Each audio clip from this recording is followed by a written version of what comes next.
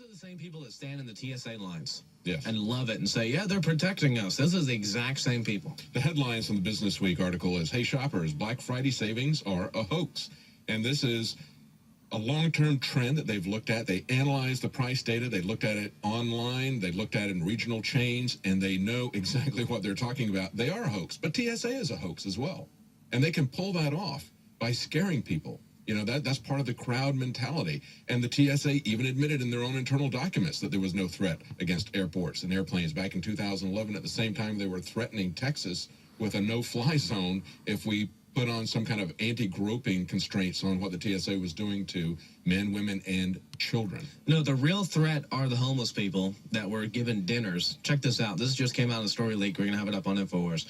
Church group kicked out of public park for handing out Thanksgiving dinners to homeless. Didn't print out very well. But ultimately, the story is, and it was in CBS 12, which props to the local news station trying to be the alternative media now. This church group went to a park. I watched the video before I came on air here. Handing out Thanksgiving meals to homeless people because they felt bad and, you know, they actually wanted to give them a meal. And the park ranger comes up and he says, I have orders from the top. You guys got to get off this public park. You can't give out food here to homeless people. And they say, well, you know, why can't we do that? We're just having a picnic and also offering it to the homeless who are coming here. And all the homeless are saying, yeah, thank God for this. You know, this feels like Thanksgiving again. I haven't even eaten anything. The attack is on free association. Not organizing outside of a box store is illegal. Look at Dallas. If you let one ant stand up, they might all stand up. They're afraid of individuals coming together in free association. They're afraid of, look how we built InfoWars because of free association. They are scared of individuals. They want a monopoly where only the government and mega corporations are allowed to organize people at sports stadiums with TSA diddling us. That's exactly right. And homeless people are now evil, and the right to actually help people and help others. I mean, for example, I've actually given food all the time to homeless people while I'm driving. And the one time the guy was just like shaking. It was freezing. I said, here, take this. He said, no, no, no, no. Watch out, buddy. Watch out. And I said, what's wrong? He said, you see that cop over there? He's waiting for you to give me food so he can take you down. Really? That's a true story, yeah. Really? Here in Austin. Was it just food or was it money? No, it's food. But so you could give him money and the cop would be okay with it, but if you give him food, he's going to take you down? It was one of those Cliff Bars that I have Cliff Bars in my car for this reason, and I gave him a Cliff Bar. I was going to give him a Cliff Bar. He said, whoa, whoa, whoa, unless you want to go to jail or be taken down by that cop, don't give me that food. Wow. Wow. They have to establish that authority. And just like Alex was saying, last week in Dallas, they even said that. We can't let this guy get away. When Alex was handing out flyers in front of the Federal Reserve, telling people where they could listen, where we were meeting, what was going to be happening, they organized that we got to take that guy down. And, no, I was there. They said, we're all criminals. We asked them, and they said, you're all criminals. You could all be arrested and given a $500 fine for having a sign near a road. Wow. And then you ask, well, where is there not a road in Dallas? And then they say, well, there's a free speech zone over at this park here in the middle of nowhere. And that's ultimately where we went, just to not completely get smashed in by police, just to show how ludicrous it was. We went to the free speech zone, and then ultimately we said, you know what, forget all of this, and went to the barricades. And that's when they started completely assaulting us for doing nothing. Let's go to our calls. We got Marvin from Texas. I wanted to finish up this video by saying that this miasma in the world is intentional. The God of this world is very angry because it and all its minions, witting and unwitting, know deep down inside they're going down and very soon. And so they're spewing out as much misery as they can on the general public at large, humanity. And they've determined it's a fight to the finish, and that they're bent on winning this thing by usurpation of the earth and all its inhabitants. But they know there's going to be a big challenge. And that big challenge, I believe, is happening on a spiritual level. I believe it's literally the Spirit of God challenging them through truth, wisdom, knowledge, understanding. The opposite of the Babylon factor. People are becoming enlightened. It was predicted thousands of years ago, this period in history. So it's all going to happen. In the meantime, we've got to remember what's written. That the joy of the Lord is our strength. And that's true joy. That's all real joy comes from above. Your sense of happiness is a gift from above. And there's a price to pay. It's standing up for others. This is what we have to do. We're here for a reason. And that reason is to minister to each other, to lift each other, because that's what we want for ourselves. So it's a paradox in the sense that it's a selfish desire to be truly happy, you could say, but it's contingent on selfless behavior, caring about others, just simply speaking out in behalf of others. It's written that faith without works is dead. True, it's not our works that will get us to heaven. It's the grace of God. It's just trusting that power of good. But having a pure heart is very important. That you want to know when you think about people that have rubbed you the wrong way, that you think the right way, that God's not stupid, and when you bless even your enemy, that God's not going to bless them with things that aren't proper. He's going to bless them with good things, a conscience. A conscience, they might say, you know what, I'm jumping ship on this, this road to oblivion with less and less conscience. And, I know I'm headed for hell because I've denied my true self. That's really what it comes down to, is to be true to yourself, is to follow your conscience. That's our connection. That's like an umbilical cord to God, is to know that God represents everything good and that we're called upon to be reflections, representatives of that as well as children. It's a proper thing to do, and to give glory where it belongs, and that is to the sovereign, the owner of the universe and all that is contained therein. So anyhow, I just wanted to encourage everybody that you try to keep your love light going, as hard as it is at times. Just remember that negativity manifests itself in many ways, that miasma in people's lives. For instance, when you do feel very blessed, very fortunate, very grateful, very lucky, whatever term you want to use, there's going to be a counterposing force that's going to come in there. And that's your conscience. That's the one that's saying, you know what? There's some nagging facet here to my happiness. It's a thorn in the side of my happiness. And that is because there's a whole lot of unnecessary human suffering going on around you. It's conjured up suffering. It's invented. It's manufactured.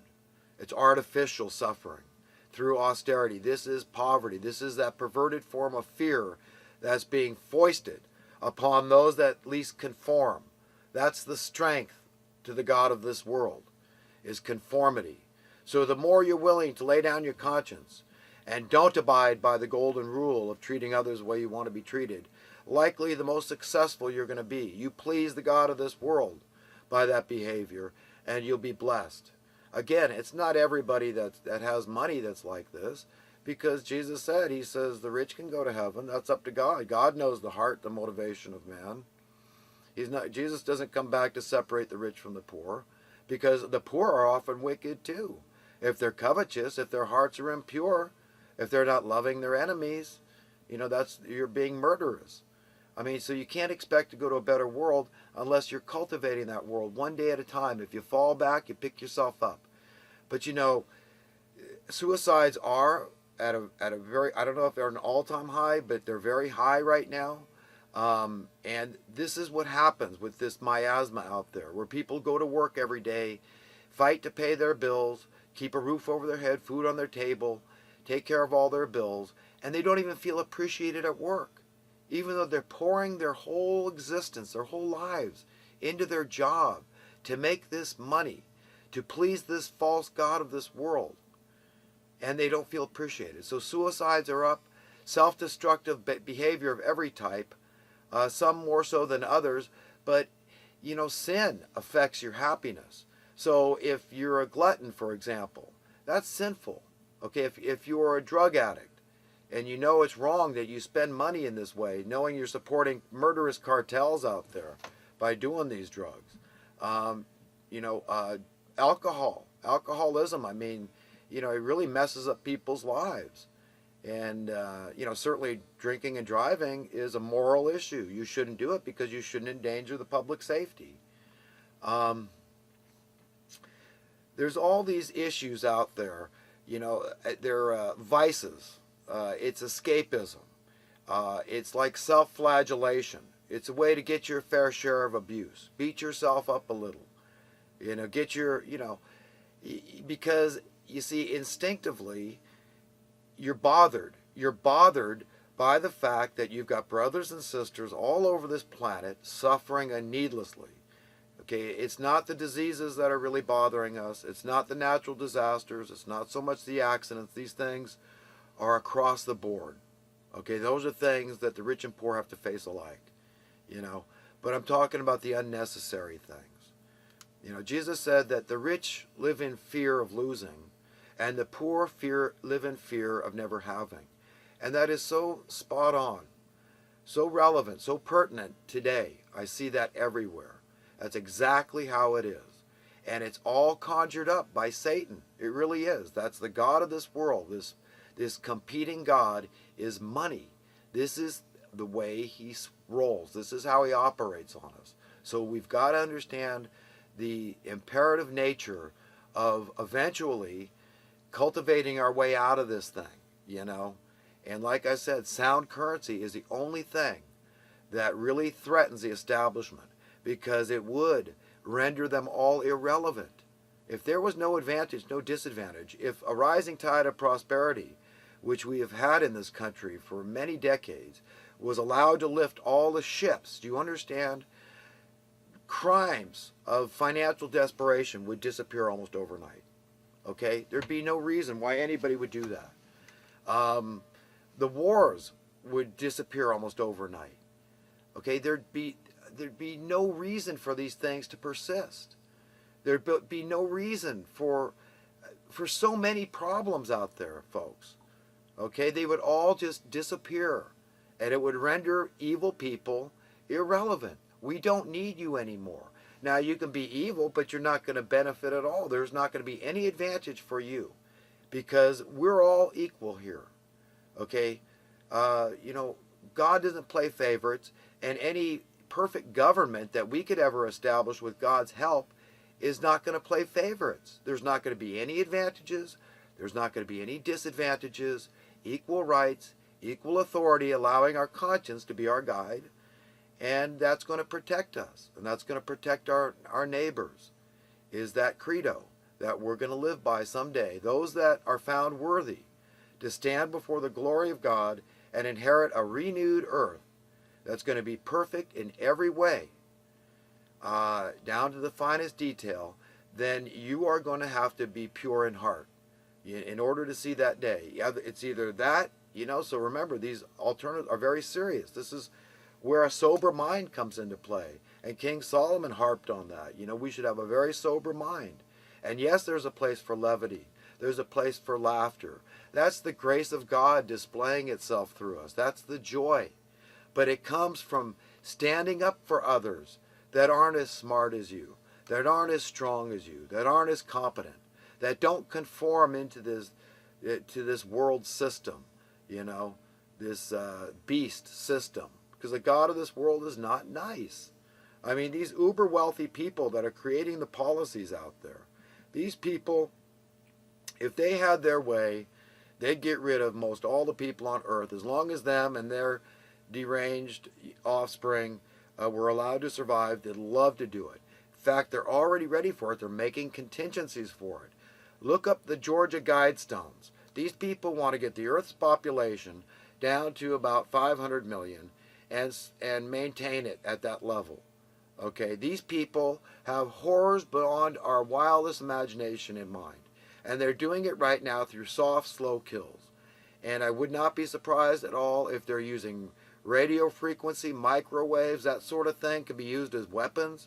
So they know where every person that they really hate, all those that know the truth and are standing up and exposing the liars, are the targets. So you could well be targeted in a very tangible way by these people. And the power of God is going to become more and more important to be ever present in all of our lives. We're going to have to depend on that love, on that grace, that mercy, that strength, that source to help us through this time of